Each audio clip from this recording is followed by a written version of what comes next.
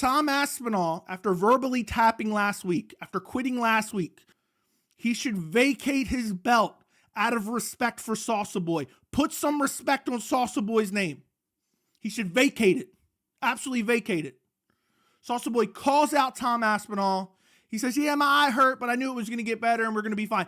Tom Aspinall, a week later, after seeing 5 different doctors and getting 5 different clean bills of health, this motherfucker's still wearing an eye patch. Still wearing an eye patch. No serious injury. Salsa Boy's eye poke was worse because not only did he get eye poked, Delija then attacked him afterwards and tried to finish him. So it was way worse. Imagine that Cyril Gane eye poked him and then went after him, put damage on him.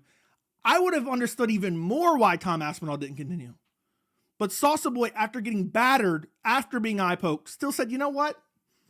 I'm going to continue. I'm going to keep going.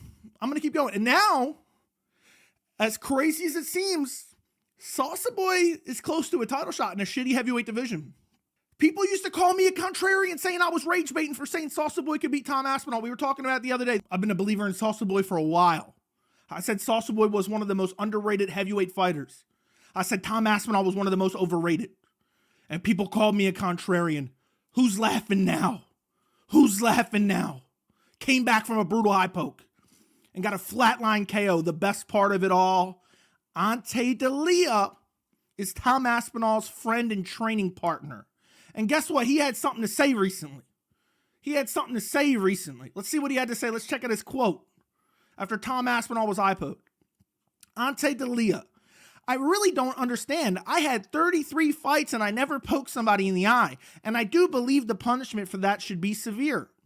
I'm going to be honest. I remember this quote when they had the stoppage in action.